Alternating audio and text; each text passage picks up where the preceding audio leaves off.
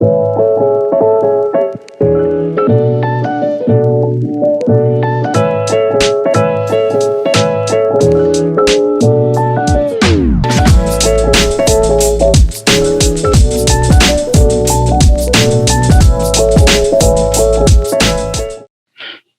and gents, welcome back to yet another segment of Brothers with Voices. But today, this is a collaboration with Wired to Love and Thrive, and representing them is Irvine.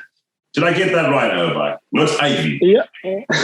No, it's Irvine, but I guess Irvine. Look, I accept everything. So my surname name is Tafadzwa. So we go Irvine or Tafadzwa, whichever works for you. Nice. For this show, it's Irvine. And the brothers, introduce yourself, starting with Bati. I'm going to call him Tafadzwa just because I like being an antagonist. My name is Bati as usual, guys. What up? How are you guys doing today? Dutch. As usual, I'm Christopher. How are you guys doing? Long weekend here. I'm exhausted and I'm trying to recover right now, so bear with me. Just bear with me. How are you guys? Old-headed assassin. Dope. We have a very difficult topic. We have to start with, lightness. At least Chango Muziana, This is a very difficult topic, and the reason why we decided to collaborate is it's that big, right? We're talking about consent. To be very precise, sexual consent.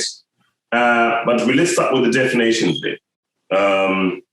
Chris, what do you think is consent? What is the definition of consent, actually? Sexual consent.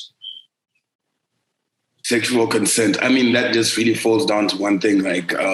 It's basically having approval to have sex with your partner, right? Or with somebody, not just your partner. It's a discussion that you have. You're like, okay, we're gonna ongologe, and then you get to do the ongologe. You know what I mean? I mean, it's quite a simple question. I'm sorry. There's no.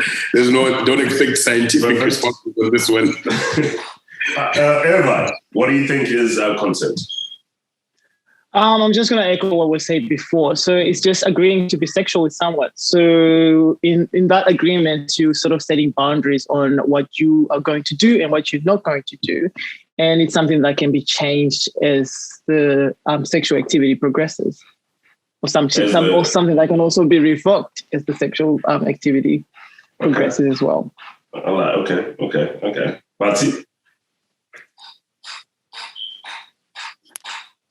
Bati, what do you think about consent?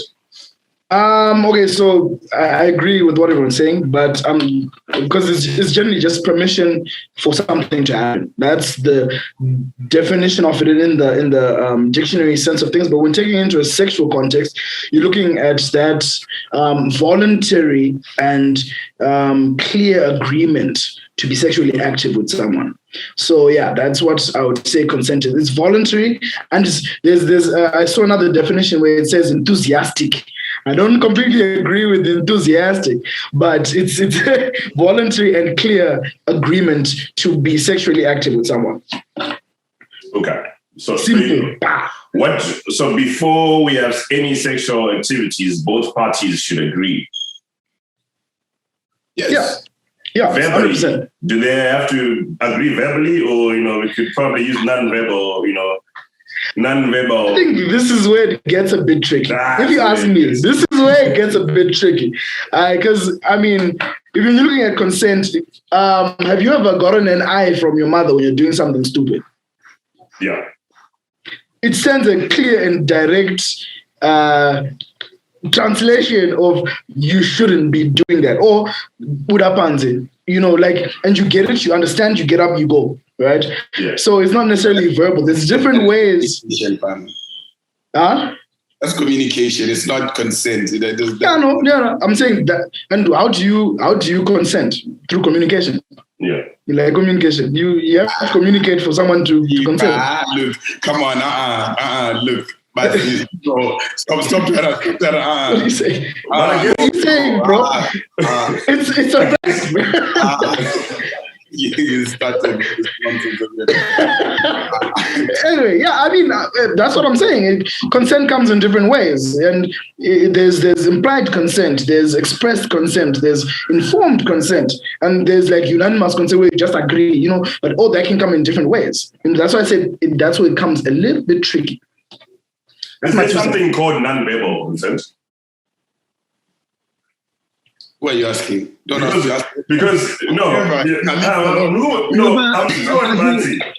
I'm still on Bati. Hey, is there such a thing as non-verbal consent? Yes, there is. I think there is. My thinking of your example was coming from the mother. You know exactly what your mom is going to say, like, or you're going to see, you know, when she looks at you, you know it's going to be Jaro or probably going to get better. Saga, maybe let me just go and do this, right? So let's take it to a relationship. People that are about to probably have sexual intercourse together. Maybe one party does, right? Is there something called non-verbal consent, whereby, you know, we just get, this one is for Irvine, actually. I come with a girl. Thank you. I come with a girl and I say, okay, we've been flirting for a minute, and I invite her over to my house. I like practical things, you know. I invite her over to my house, and then we get into my room. And am I going to say, may I please now remove your shirt? Or am I going to use non-verbal, yeah. So the way, I forgot, see, I'm still learning everyone's names. The guy who spoke before, so I actually sort of agree with with Bati. I actually sort of agree with what he's saying, because the way consent is taught in schools is they use the Fry method of it's freely given, it's reversible, it's informed, it's enthusiastic. The enthusiastic doesn't mean enthusiastic in the nature of like the Oxford Dictionary, and it's specific. So it can be non-verbal if it's informed, enthusiastic, and specific.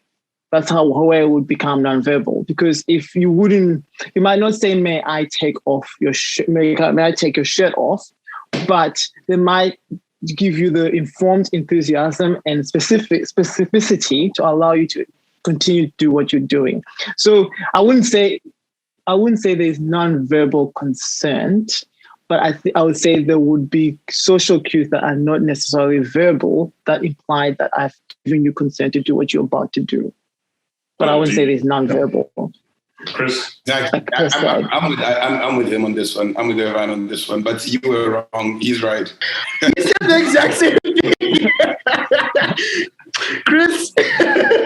Okay, yeah. But the mother example. You said it better. You said it worse. The mother example is very interesting, because the mother example is not necessarily consent as well. It's actually quite interesting, because when your mom stares you down, she's controlling the situation.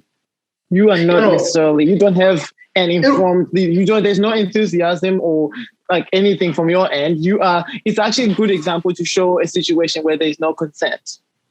No, I understand that. My point was, so it's a good example to explain communication where it's the other spectrum, but also it's a good way to sort of show that you can also give consent. Just using. That example makes sense. I agree with what Ivan is saying, what Irvine is saying. I agree. I actually get it, and then it actually brings another item for another day for consent to be, because consent, when I was reading it up, it's actually quite big, not just sexual consent, but that consent that Irvine is talking about is quite deep. It then mixes up with our culture, because we grew up knowing, if your mom stares at you like that, there's no time to say, "Mom, I don't consent for that." Anyway, let's get back to the topic. So now we are in this room, Chris, and I want to chill in this room for a bit, because we're talking about consent, right? You kiss your girl on a weaker spot. It probably is the neck, right? And then she goes like, Mira, we're talking about this, you know me. And then she goes like, is that like consent to say do more? I think so. Like we're on a path. Like if she doesn't want, she can say no, right? Yeah. She can say no, don't kiss me there. You know what I mean? But wait your turn. You had your chance, but keep quiet. But boss. I didn't say nothing, bro. What I'm saying is, I believe that if I start kissing on my girl, right, and she she responds. Like, again, that's where that's where it comes down to. I've managed to know my person to that extent, right? We've been together for quite some time, so obviously I would be able to know that she's not in the mood or she's in the mood, or even if I'm trying to get it off, right? In that way, and I know if she responds in this way, if she jerks her shoulder off or if she pushes you off, that's communication for me to say, look, dude, I'm not in the mood. She can mourn like what she did. My voice does not allow me to mourn like that, unfortunately. But I'm saying like, okay. Oh, what a wow. Sorry guys, I'm walking out. But this is me. This is me. I'm in my element right now. Yeah. So you get those cues, those social cues that everyone was saying that this is what's supposed to happen. If she responds in that, not in this voice, but in that tone, in that moan, then I know we can proceed from there, right? She's responding properly. So for me, I think that is naturally like sort of like, okay, consent. Let's keep going, right? That's what I think, of course. Okay, let's move on. I want to stay in this room. Irvine or Bati. Then she goes like, but then she says, stop. She says, stop. But it's not a hard stop. It's like, hey, what are you going to do? Do you think at this point you need to push harder? Or maybe it's like, stop it, I like it. What is it really? But I think so. You probably like what? So yeah, I'll give you background so people understand why my answers sound the way they do. Like, I'm a teacher and I'm a lawyer, so I value not getting in trouble, and also I value like the art of listening and communicating and feedback. So if you are going to kiss someone, one thing that you can just do, which cleans up all this, is just asking them if they're okay before you move on to the next stage. So kiss on the neck. Are you okay? Kiss on the thing. If you're gonna be like sort of venturing into areas that you haven't ventured into in your relationship. So kiss on the neck. Are you okay? Or just a regular check-in here and there when the activity starts to elevate from like quarterfinals to semifinals. Like if it's moving, then you probably need to check in between the two. The other thing is, you need to know your person. So because just mourning does not necessarily mean that they have consented as well, because they might just be scared of you. So they might just... Come and get a nice morning.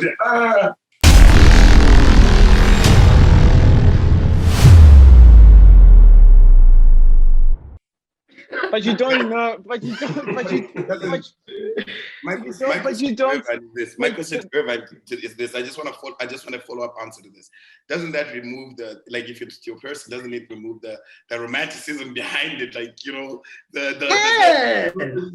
Actually, no. Because like when you speak to when you actually like so I grew up in a house full of women. So I have two sisters. When you speak to women, they actually genuinely, in fact, and men too, they genuinely appreciate being like checked in on. It's just something that people just don't do. But even in the heat of the moment of just sex, just a simple check-in of, are you okay? Are you feeling? There's different ways you can word this. Yeah, I'm sure there's different ways. I get it. There's different ways to knowing your person. Some people might just go with, are you okay? And that will just keep them going. Or some people, like, do you like this? Like, but turn. There's a different tone when you're using some phrases, but it won't change the mood if you are venturing into something that you have not done before, because you have to make sure that they're okay with that, because you can't just wait for mourns, because what if the girl or the guy doesn't mourn and you're just proceeding? Yeah, I was actually going to add to that point, because I was reading somewhere where silence and not verbalizing your non-desire to continue with what's going on is not a sign that I want you to continue. Maybe I'm just scared and I don't want you to continue, but I can't tell you. So that checking in is very, very important, especially when you're like, it's different. Like let's say it's my wife. I can't exactly then be like every 2 seconds, baby, okay? Baby, you good? Because we now know each other, we've been married, so we now know each other. So there's no big deal to it. But if you are venturing in something new, that check-in might be something that you'd want to do, but it also just depends with your vibe as well. But this is why I was saying it really does get tricky, because you're not sure, especially if you're venturing something new, you're not sure if you're doing the right thing, one. Two, if she likes it or she's consented. Clearly, it's almost like before you have sex with someone, you want to whip out a contract and be like, do you consent? Sign this so that we don't get into any trouble further on in life. You know, because there's no clear way of knowing besides a clear indication it's cool. You could do the contract waiver because they you can do a contract waiver because they do legit guys, you need to protect yourself. No, you can do a contract waiver. It's like they do the traffic light system of like you don't like the are you okay? It sets the mood off. So you do the red, amber, and you do the green. So if they are slowly moving to a situation that you think I might need regular check-ins on, then you play your amber card. Like I'm amber, like I might just say I might need check-ins, or I might just say no as we're approaching this. I don't know where you're going, but I don't want to ruin the mood. Or red, like no, we are not going in those areas. Green, if you just want to reassure them if they don't know what they're doing, which is something that you could do before, which is like it's a contract, to be honest, or a contract, because you're speaking before, like what's your safe word? Safe word. I like safe words. Like what do you need? Like what affirmation do you need? A, B, and C. But it's a contract that you could do. It sounds like a joke, but it's something that will be so helpful for a lot of people, particularly people that like venture into like one night stands where there's no consistency. Speaking of one night stands, I've got a question, guys. I was in this. Okay, I wasn't in the situation. I was in this situation. Calm down, guys. It was a debate amongst the guys as we were drinking and everything like last week. We're drinking and this topic came up that, you know, if you're having sex with somebody, let's say in a one night stand setup, and then the rubber breaks or you're now a polo neck or it slips off, right? And then you keep having sex without the condom, right? If she gets up later and she says, you raped me because I did not consent to having sex with you without a condom, does it constitute as rape? Like, what are the lines here? Wait, don't nod your heads first, right? Because you don't know as well that the condom is off. You don't know that, the condom is off, right? You don't know. You keep going, but you don't know. You don't know. Like, you don't know it's off, man. It's the heat of the moment. You only realize it when you bust a nut. You're done. You're like, oh shit, this is bad, right? Yeah. Does it still constitute as rape? Okay, Ivan, Irvine. The Shona came out real strong right there. Ivan. I'm calling him Tafazo for my own sake. This is so I'll answer you from sort of the jurisdiction that I sort of probably working under. All the other elements of rape would have been fulfilled, like penetration, all the other stuff. The bed stuff would have been done, but there's the intention. So the intention is where it gets a bit slippery, because if you did not know that the condom like was off, then you didn't have intention to do what you're being accused to. That's just life. So in that situation, then I would say that these are jury. This will be a jury case anyway. I'll say the jury would not view it as rape. It would just be an unfortunate event. But if you take it off, then you're in trouble. Yeah, if you take it off, that's what I was gonna get to. There's intention to do what you want to, what you're doing. So what if you realize? I mean, these are all semantics. What if you realize you are the one who's wearing the condom as a man, and you realize something happened, something's changed, right? Intention. And then you just continue. But I'm already there. There's a point of no return, and like actually, I'm there. I'm in it now. You know, I'm drowning already. You might as well drown. Yeah, like it's late. It's late. There's intention. It's like saying if I'm choking someone and you know that you can see that they're about to die, and there's a point of no return, and you continue doing it. I'm there already. That's a good example. Cool. Also, as guys, don't you think when a condom breaks, it does not just burst out? I think the ring stays on your dick if it bursts without you knowing.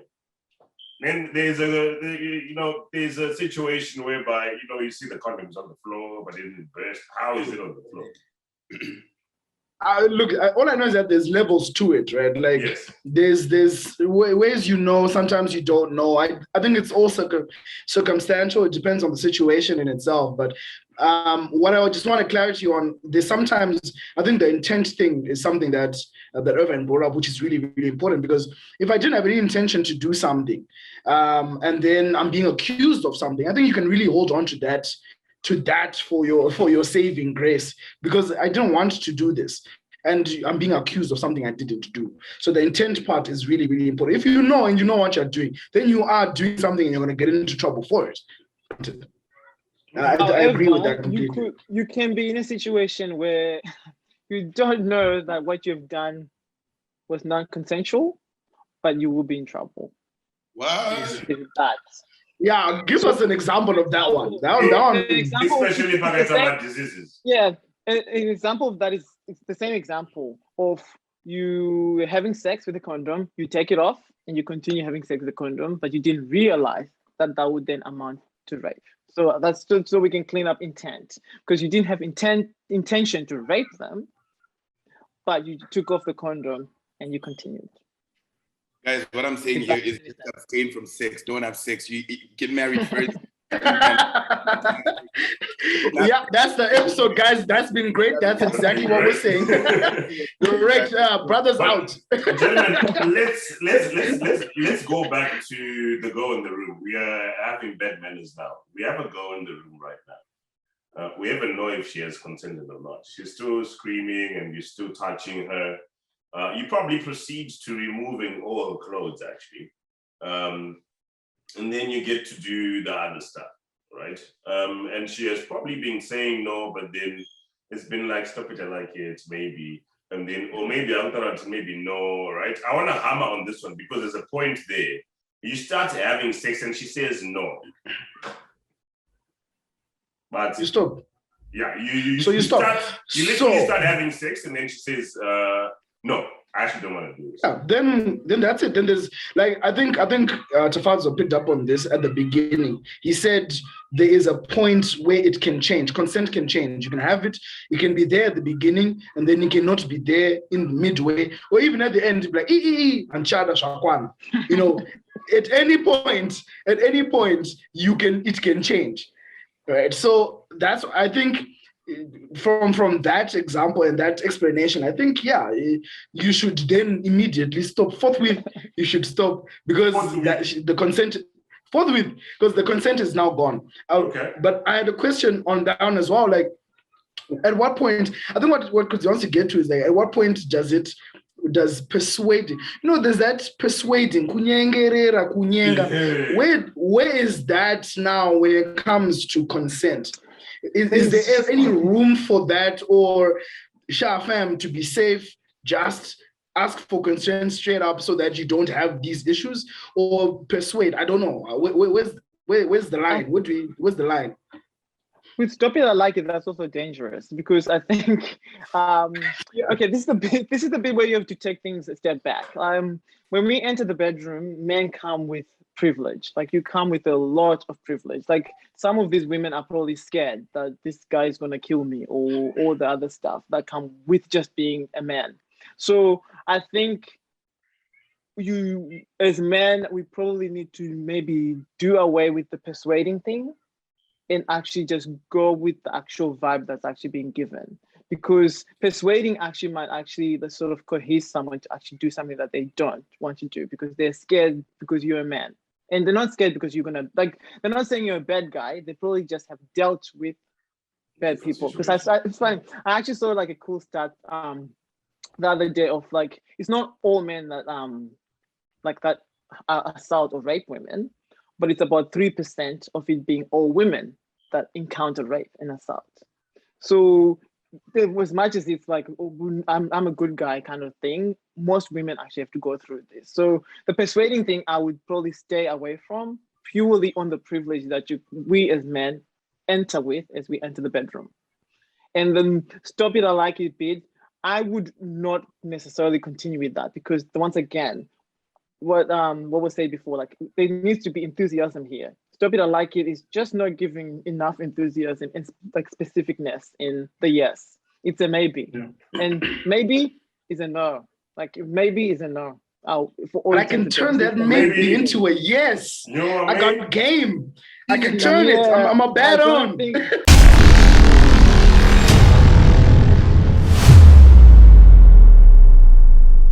I don't think anyone can turn a bond note into a US. So, oh, are you sure? When Harare, we do it. Irvan, we are also. I want us to not just say, I want us to look at the male perspective here too. So here's a man, and he's softening up the woman. Normally, persuading has led us to good things and sometimes bad things, right? And I really tell you the truth. Sometimes after the act, you hear, hey, this was really good. This was really good. I was just scared maybe because, of a few things, but I think this was really good. In another case now, you are saying no to the guy. The guy probably is now charged up because we have gone all this way with the maybes. What I think is also happening in the man's mind is, why are you saying no? Is it because you think maybe I'm small? You know what I mean? Is it because you think I'm small or you think it's not good? That's another thing. I want to look from the male perspective of things when a girl says no. Thank you for that, bro. Yeah. Are you saying that I'm smelling, or are you saying those kind of things? What do you have to say about that when you're probably in the court of law and then the guy is like, I did it because maybe I thought maybe she was going to reject me, or you know what I mean? What do you think about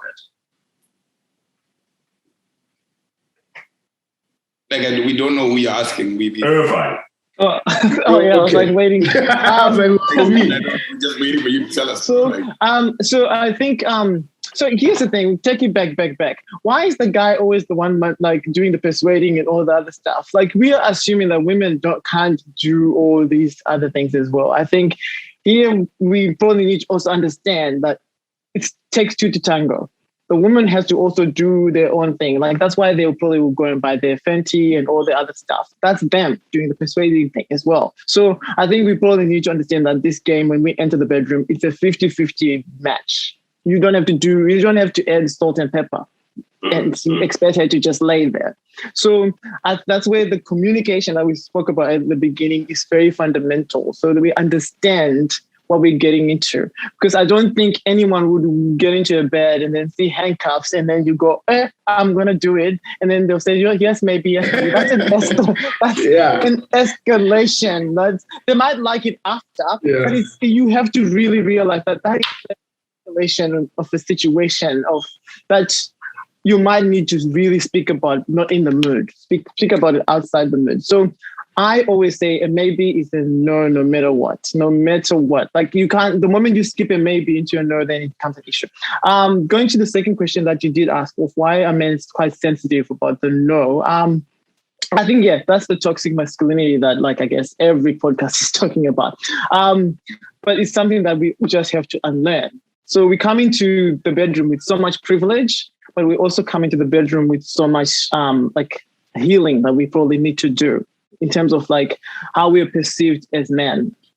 So that is something that I think you can't heal through sex and you can't heal through affirmations from a woman. So you kind of need to sort of heal yourself, because once you heal yourself, then you understand what that no means. Because that no just means she doesn't want that. It doesn't mean that you're a bad person. It doesn't mean that you're bad at what you're doing. It just means that it doesn't work for her.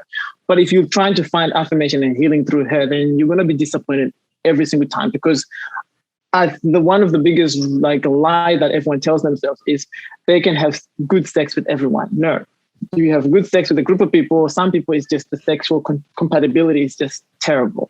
And that's the reality. And I think as men, I don't know if the circles really talk about that, because I think everyone wants to be like, I am the best of the best, but no. Yeah. It might be good with Lady A, but with Lady B, it just doesn't vibe. And that's cool. That's also okay. Dutch, what do you want? I want you to add on to that. Why do you think men are so sensitive to the no? because we want to now hammer on why are men so sensitive when the lady says, maybe, or, or no, or stop it. Why do you think men are so sensitive in that moment? That's how we can actually see how we can really, balance this out. Okay. There are two things. I want to say two things here. First of all, I'm gonna answer your question and then I'm gonna be mad at you after that. Okay. So first of all, I think it's an ego thing. When a woman says no and you're there, you're standing in front 100%. Of her, and she's like, Jack, like, come on, shorty. What? Come on. Yo, look at me. I told the boys I was going to smash.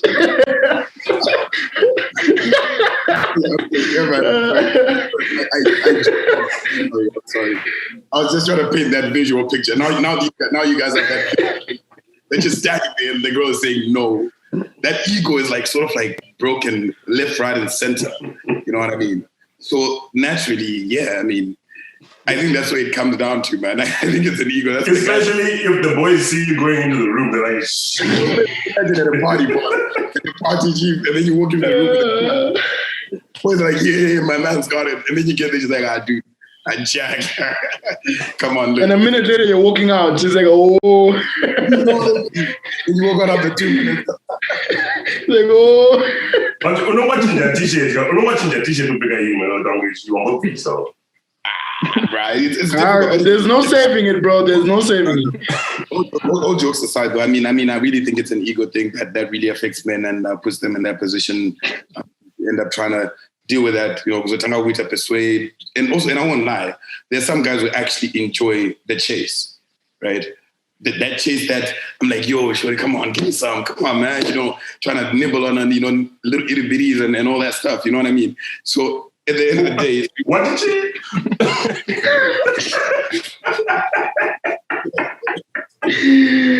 Oh man!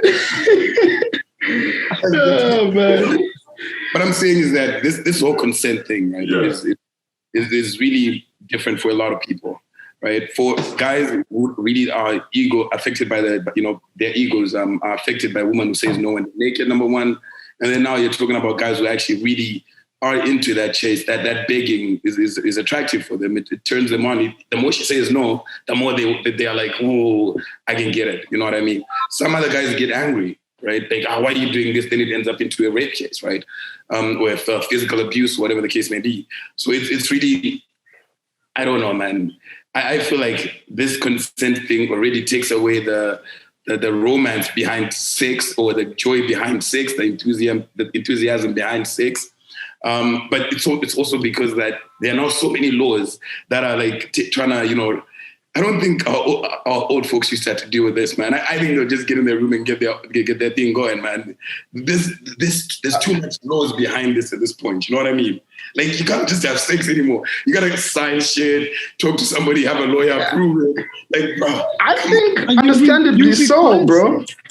You'd be quite shocked at how many of like our parents are in marriages where they're getting raped every single day. So, and also that's, I guess, another thing that we probably need to discuss, that you can actually get raped in your marriage. So just because you consented yesterday about like doing certain point X doesn't mean that today I want to do it. So you actually find that there's a lot of studies. Sorry, I don't have like the stats right in front of me, but you actually find a lot of studies that actually show that like the older generations stayed in situations where they were literally assaulted. And if you want to see of like a sort of maybe a cool way of sort of understanding that, then you can sort of see the generational trauma that girls inherit from their mothers, where you hear girls saying like, he hits me every day, he does all this, and the Zimbabwean mothers will actually say, you need to stay strong in Bamukadzi. Like this is what they get as the thing to sort of react to what they're dealing with. And that should give you alarm bells on what have they stayed in their marriage and what is being done in that marriage to allow them to stay in and all the other stuff. Oh my God.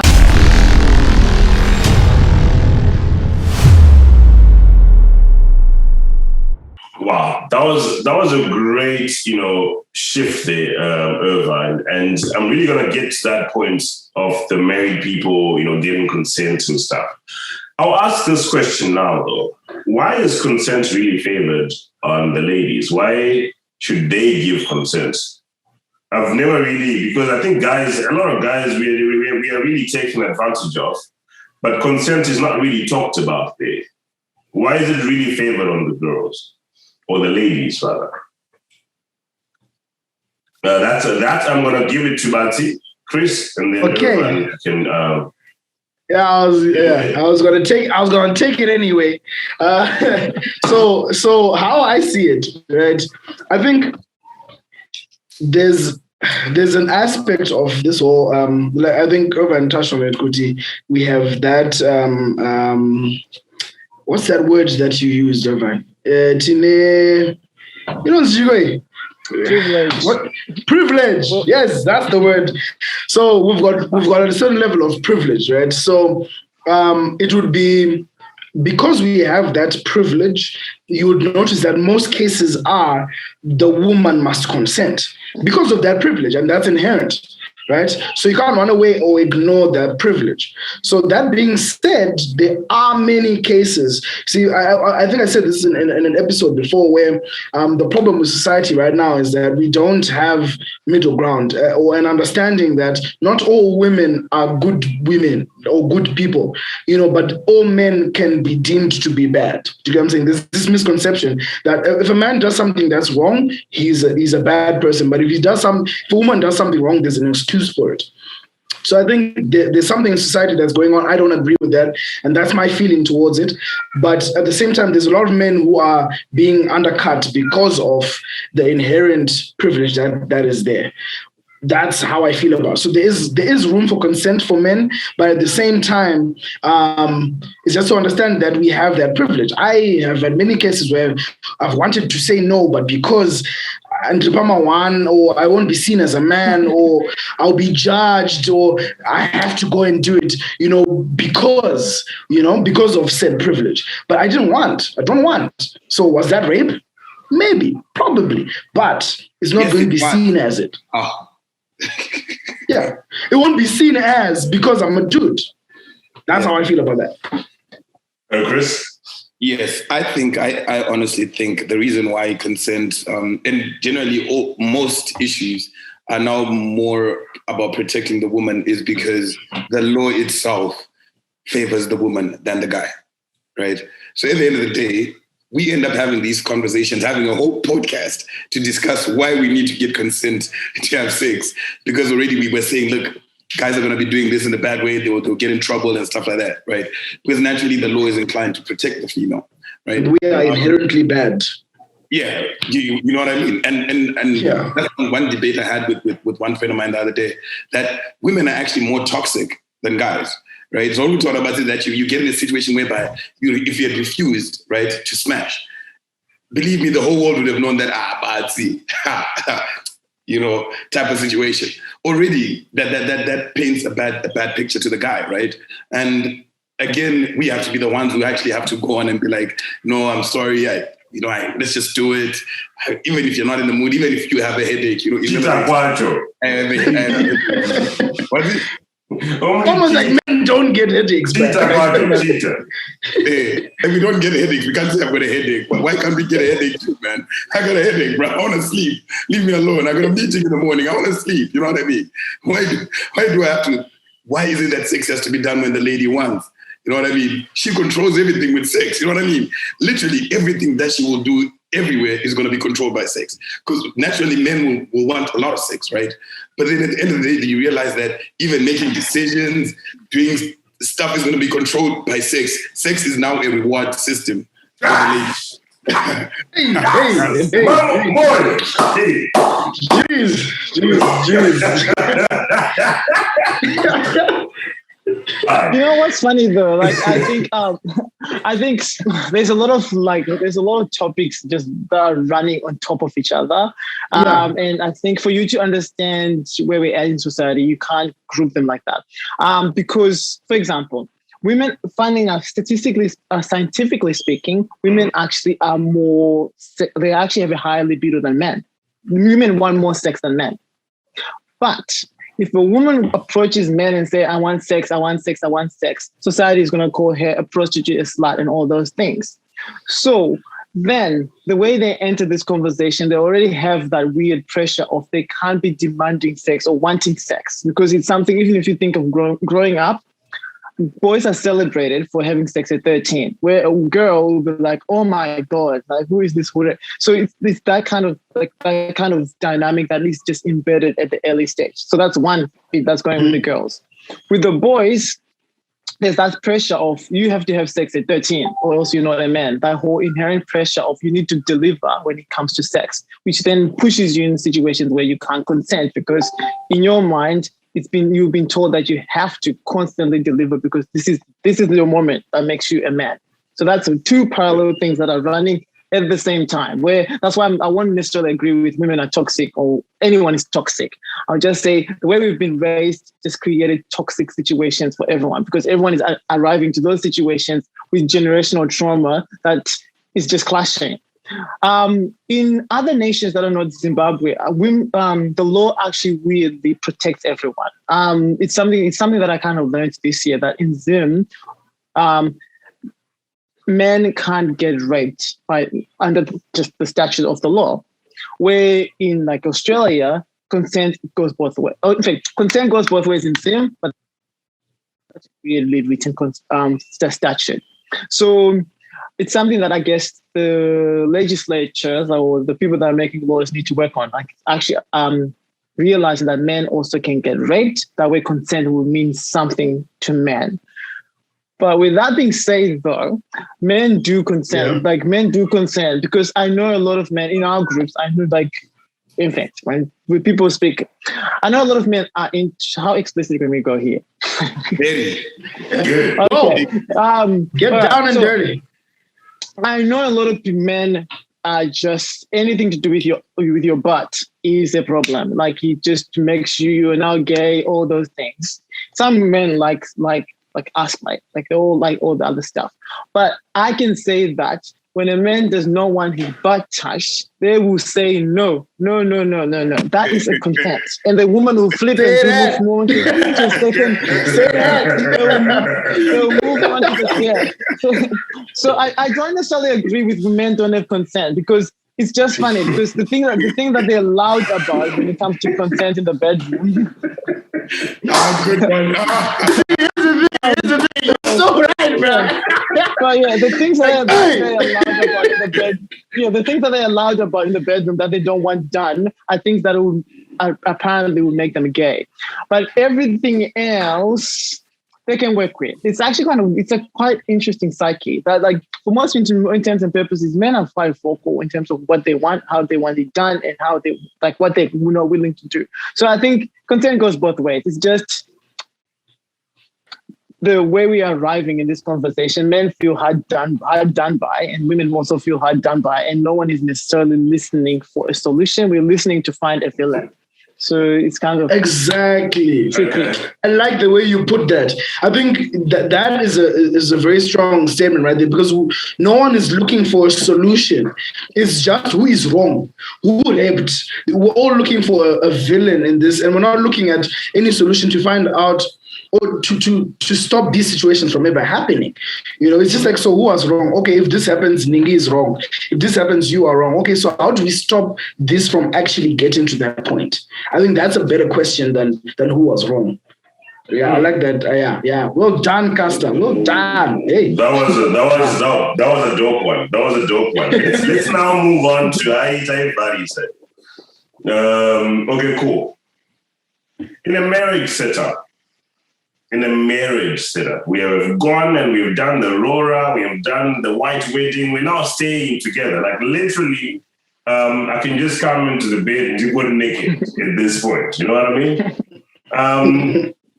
At what point do I need consent from my wife when I just come back from, I'm going to give a very wild example. I just come back from, we're chilling with the boys and, we're having drinks. And I come back maybe at 1 a.m. in the morning and, maybe my lady sleeps naked. So, I'm going to pray.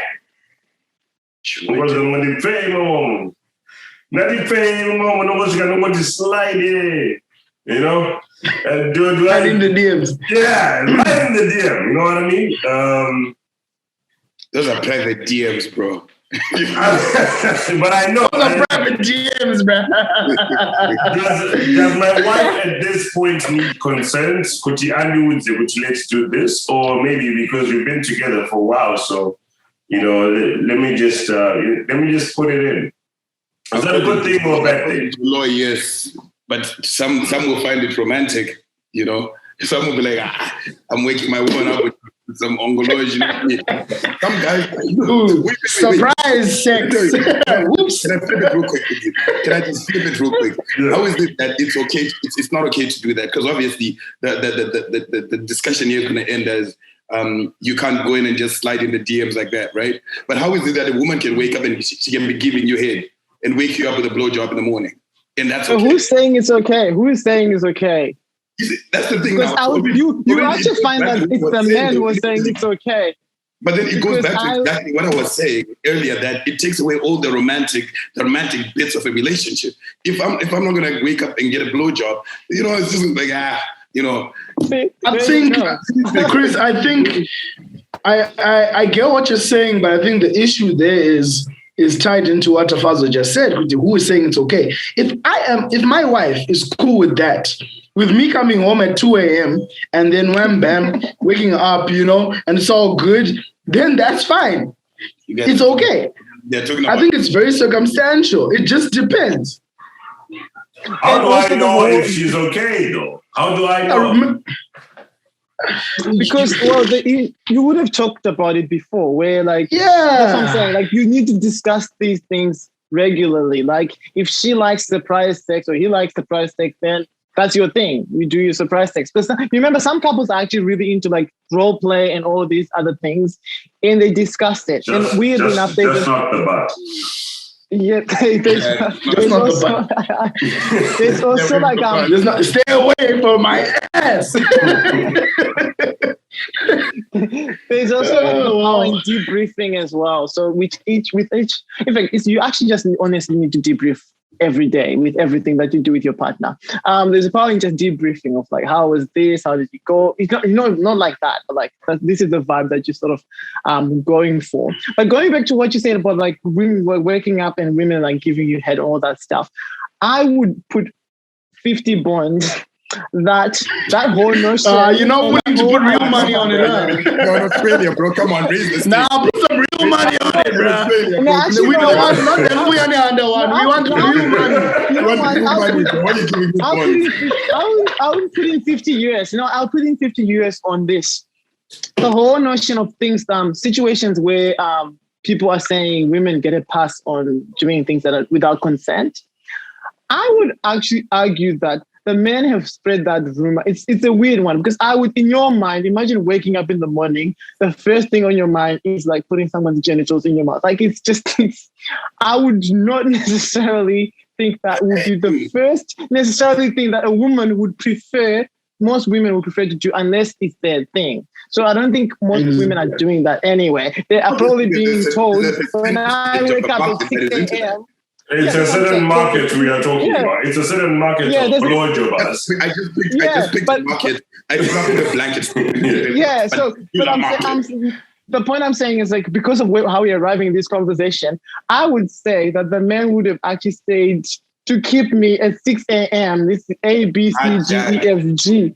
They won't say it like that. They actually won't say it like that. They'll say it in a weird way of, you know what would be so cute? What like it would be such a weird passive way of saying it. The women, I'm not saying women don't do it.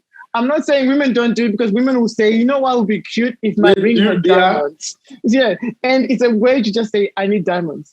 And so you need to probably look at how we are arriving to the conversation. Because if we're talking about on their back foot, because they're the one buying the diamonds. But when it comes to like sexual favors, women arrive in a weird position. Like it's a weird arrival. And men also have a weird arrival too. I don't know if you get my shoulder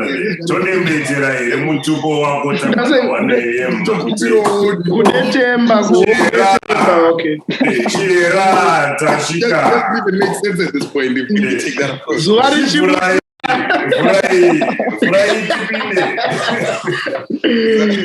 Actually, but the thing is, I think it would still be romantic though, because imagine someone coming up, like as a man, imagine just someone coming up and just jumping on you and say, "Eat this," like that would just, it's just so overwhelming. And then the argument, the argument is like, if I ask you for consent, Shama, you were Shama. No, but then if I ask you for consent, then it ruins the mood, and you just like it does. Like, I mean, imagine somebody waking up, tapping you on your shoulder. You're sleeping at 6 a.m. Like, yo, do you want a blowjob? Like, you know, like it's just like, you know, no want it, bro. Like, leave me alone, bro. You know what? You guys are looking at this. it's too literal. Too literally. I think, like, I mean, we all know sexual innuendos and little things. You know, if madam wants something, you know, she'll. I don't because what you something.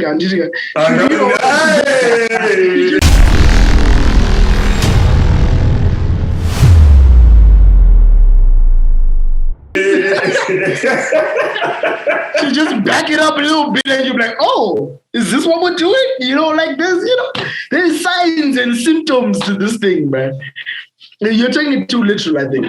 It's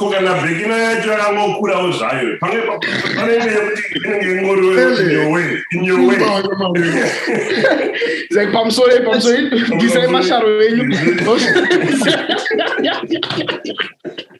But you look, I think the Lord does say if someone is asleep or unconscious, you can't really do things with them. But I think, to be honest, we have to understand where we're at. I think until people get like adequate sex education, we have to put roadblocks.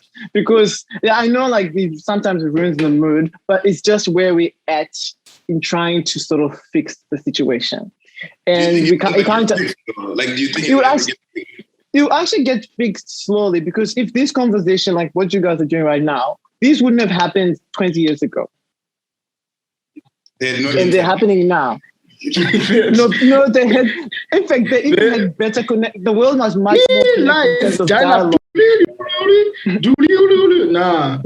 No, this was done. No, this was done in person. This conversation was done in person. Where now, if we were all in the same room right now, I'll be on my Instagram account.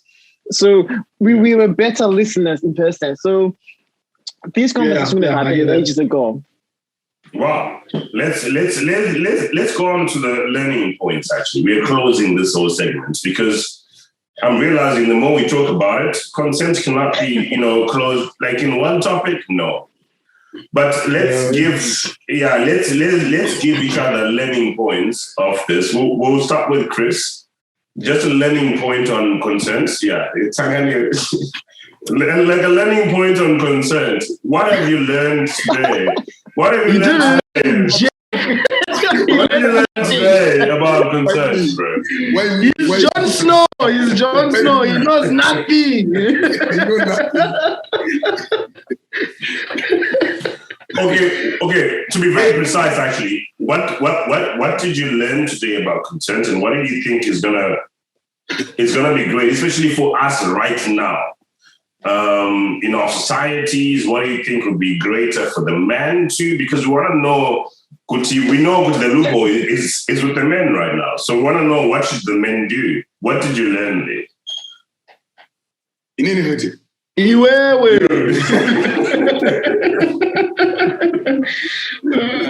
Okay, now cool. I'm messing, I'm joking around. So the first thing I learned today was that it takes two to tango. Really, it's a conversation that the guy needs to also try and initiate. As to what would be good in their sexual activities, right? Have that conversation with your partner. Understand the signs and signs that your partner has. That tells you like, look, I'm not down for this, or I'm interested in this, or whatever. And on the other hand, I still say 6 a.m. blowjobs. I would recommend them. They keep the spice in the relationship. Honestly, without that stuff. Hey. Everyone said there's no need to add spice. I just be bland. No spice, no just bland. I mean, yeah, potatoes. Not salt. Lema potato. Boil them. So yeah, that's what I think. I think try to find the flavor for you and your partner sexually. Try and be on par with your partner. Don't be in a position whereby your partner is uncomfortable with you coming at 2 a.m. Thinking shit, you're gonna try and slide it in. You know what I mean? She should know that man, he's just gonna pass out because he knows I don't like it. He's not gonna force nothing on me, right? And having that mindset and that security, I think would make relationships much better between partners. I feel like there'll be less cases of abuse in the courts. There'll be less cases of rape in the courts and everything like that. The moment you have that conversation with your partner as to what they want and what will spice up your relationship, that's what I think. So that is like a yeah. You wanted to be a DJ, DJ Dutch in the building. As someone else now, you want to just ask me. Banty. I got nothing. I'm just joking. I'm joking. So I think the main thing that I got was the issue here, your privilege. I think that's a really, really important aspect that I think as men we kind of forget that we are coming from. And when I say privilege, I'm not saying we're better than anyone or anything like that. But when you're coming from a place of privilege, you just know what advantages and disadvantages are around you. You know, so I think we're coming from a place of privilege, especially in the bedroom, where naturally, and this doesn't apply for everyone, but naturally you have certain advantages. So some people may be scared, intimidated, or whatever the case may be, and you need to be aware of that privilege so that you can act in the appropriate manner. So I think that's, for me, that was the main talking point and the main thing that I got from that. And also, as men, I think we need to learn to speak out about how we feel about things a lot more openly, because why did she refuse, and stuff like that, and that just builds a lot of toxicity within you. I think communication is very important. So I think I'm going to go back to that, and that will be the second thing. We need to communicate thoroughly, not just communicate about consent, but to communicate with our partners. I think it's important. In other words, everyone should just get married like me. It's fantastic, and communicate in a very open place. Yeah, that's what I'm saying. Yeah. But here's the thing, Judge. And as a communicator, I wouldn't be married, dog. You need to communicate, bruh. Communicate, then you can get to this level, bro. Then you can get to this level, bro. Communicate. Leave me alone. This is communication right here. Okay, but Irvine, what do you think? Yeah, I'm trying to work out. From a lawyer, we want to know from Irvine's perspective, and then from the lawyer that you are, then we want to know those things. We want to know what you think as a person, and then what does the law say? Oh, as a person. Yeah, as a person. I think as a person, when I enter all gender issues, where there's just gender issues, I always run back to what Melinda Gates said, which is no gender can progress if 50% of the other gender is falling behind. So for us to progress, we need each other. So I do echo what I said before about privilege, and privilege comes in when it comes to genders. Everyone has privilege. So the men need to understand the privilege that they enter with when they enter into the bedroom. And also the women also need to understand the privilege that they also have. Because one of the things that you mentioned was men need to speak up about A, B, C, D, E, F, G, but someone needs to be listening. So that's the bit where the women need to play their role in terms of being better allies and actually allowing for safer spaces for men to be able to speak up and actually articulate what they're going through or their frustrations.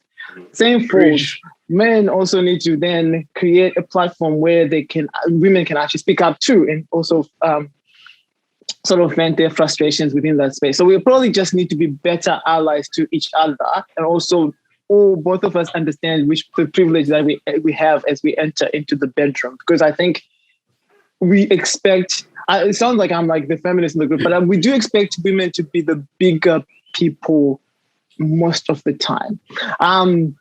We don't verbalize it, but there's a weird expectation of we expect them to be bigger people because the law is protecting them. And then this is where the law me comes in, where the law doesn't necessarily protect women. It's just women at this stage have the privilege of just voicing out their frustrations regarding crimes. So if a woman gets raped, it's easier for them to just go, I've been raped. And society will be like, oh my God. If a man does it, then there's so many issues that are coming with that. So I don't necessarily think it's a women issue. I don't think it's a law issue. I just think it's a society issue of we just need to sort of fix society so that the law makes sense for all. The society? Exactly. Who is what? No. It's a time thing. So, it's a time thing. No, in this moment, I can answer that question. No one is benefiting more because even if you think about it, in terms of like assault, the perpetrators, in terms of just sexual assault, the main perpetrator is still the man.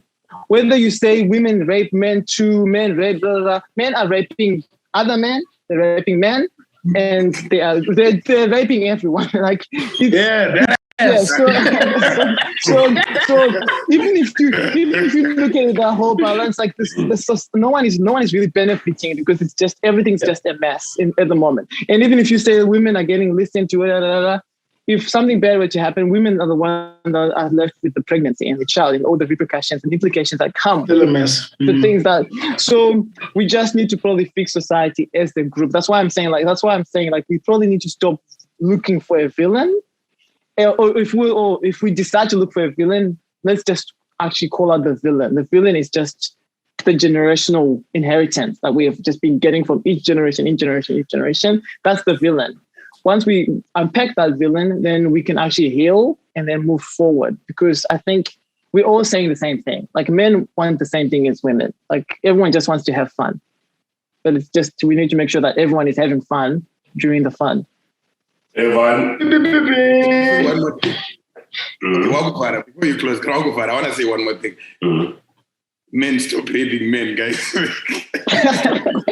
What do we think? Stop raping men, guys. Anyway. You haven't been to Chikurubi, my boy. Okay, anyway. I just want to say that. Thank you for the opportunity. That's a whole another topic that I just thought about, man. It's a whole another topic. But then today, I think because of consent, man, I think we have covered quite a lot. I like to give scenarios because I don't like to go like what is, where, when, I like to give scenarios. So I think we now leave it to the comments, and then we really want to know what you guys think about consent and put your thoughts in the comments and tag your friends. What do we normally say? Anyway, Irvine, you're a very good man. Thank you very much for coming today and sharing your insights with us. This collaboration is really dope because we get to, we really get to exchange ideas and we get to know you as a person. We get to know the lower side of things, and it helps a lot of people. So this was very important. We did not cover everything, meaning we're going to come up with a part 2 of this because there's a different shift to it. Every time we talked, there was a different shift to it. But we did not want to deviate from the whole thing. Yakakura, it's a broad topic. What do we normally do, gentlemen, for the social media? But see, Chris, just so people to follow us, and we'll leave it last for Irvine so that you can give people your socials if you need to. You can tell people what you're about and stuff. But let's start with Chris, and then Batsi, touching down to Irvine. Chris! Well, you know, Dad, and I see what put me after this. I'm going to call you after this. Hey, oh man. Anyways, ladies and gentlemen, you always know where to find us. Definitely, you know that you can find us on YouTube. Please follow and click on the bell thingy so that you can get the notifications when the episode starts. I would also like to invite you to follow us on Instagram. We have an Instagram page. It's called Brothers with Voices. If you have not followed it yet, and if you have not shared it with some of your friends, remember to share with your friends. And we also do have a Facebook page. If you have not followed our Facebook page, please go ahead and follow our Facebook page. Share it with your spouses, your side chicks, your side dudes. And remember also to share it with your friends, family, and stuff like that. But see, I don't know if you have anything to add. Bro, you just spoke about everything. That's cool. Oh, guys, no. Chill. So, guys, keep an eye out on our social media pages. We'll be giving some giveaways in the next few days. So just keep an eye out. We've got our branded logos on our sweaters, our hoodies, and our sweatpants. So keep an eye out. You may win something dope if you just follow the instructions. Yeah, you may. Yeah. Come on, dog. Come on. Why you gotta be like that, bro? Why you gotta do that? Yeah. Please keep an eye out on our Instagram. Yeah, and stand a chance to win. With Brothers with Voices. Exactly. Where everyone's a winner. Where did you tell me that I'm not wearing uniform? I thought I was wearing uniform. Dude. So I'm speaking on behalf of Wired to Love and Thrive, and we do have an Instagram page and we do have a Facebook page that you can follow, which is Wired to Love and Thrive. But the whole setup of our organization is to create a safe space for men and for women to discuss their issues. And that safe space exists actually on a WhatsApp platform. So you have to sort of, I guess, in a sense, follow our Instagram account and then just send us a DM. So we give you consent to slide into our DMs. And then you give us your number and then we'll allocate you into the men's group if you identify as a man. And then we'll assign you into the women's group if you identify as a woman. And then you can have a safe space where you can discuss any issue with people who, I guess, using the same gender markers as you. As for myself, I have Instagram as well. My Instagram handle is Irvine B. What do I do? Work as a lawyer. So work as a lawyer, and I have my own organization called Eduvine, which helps people to create social enterprises to answer their own social questions that they have. And thank you guys for having me. Wow. Awesome. Thank you for coming, bro. Amazing, bro. Thank you for coming. Well, ladies and gentlemen, this is it. And see you next week. This is Brothers with Voices.